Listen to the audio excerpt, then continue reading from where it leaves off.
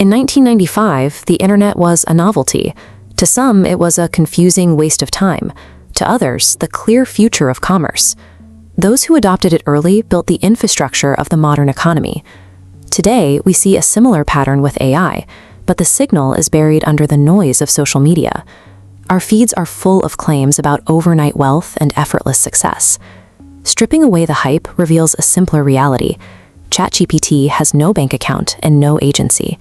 It is a processor of information, not a generator of currency. It functions like this scientific calculator. The device doesn't invent the math, it accelerates the execution. It allows a single person to solve in seconds what used to take an hour of manual calculation. A high-end camera operates on the same logic. While the lens captures the light, the photographer must still choose the subject, the angle, and the timing. The tool expands what the professional can capture, but it doesn't replace their eye.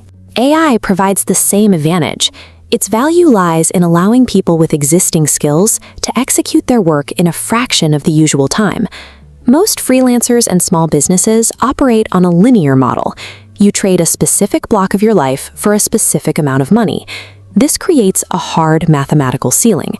Even if you're the best in your field, you only have 8 to 10 productive hours daily.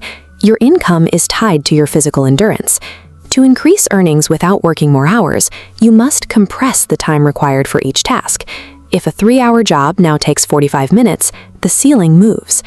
Breaking this link between the hours you spend and the output you produce is the core mechanism of the AI-driven economy.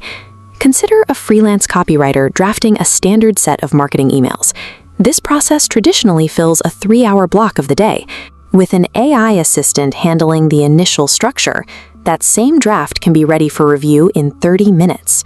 The professional isn't skipping the work, they are shifting their focus.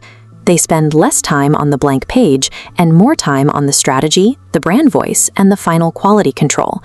In an 8-hour day, that same writer can now handle 5 or 6 projects instead of just 2. Their daily revenue increases because their capacity has quadrupled. This only works because they already understand the principles of marketing. AI amplifies their existing expertise. It doesn't grant expertise to someone who lacks it. For the independent worker, this tool acts as a force multiplier, allowing a single person to manage a workload that previously required a small team. Historically, small businesses faced a high barrier to growth. To handle marketing, research, and administration, you hired specialized staff or paid expensive agency fees. Business owners are now using AI to bring these specialized tasks in-house.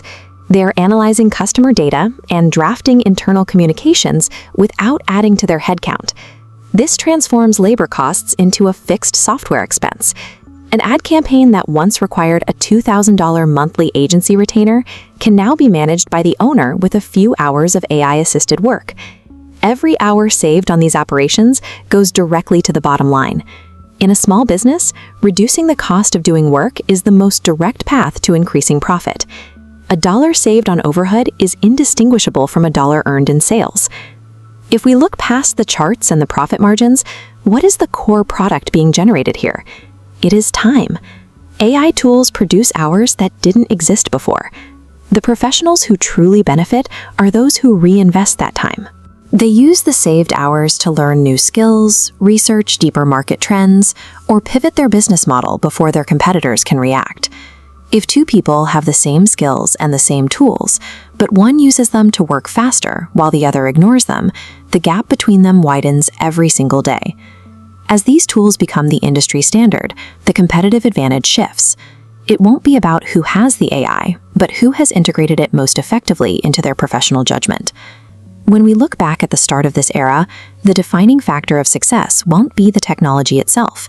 It will be what each of us chose to do with the extra time it gave us.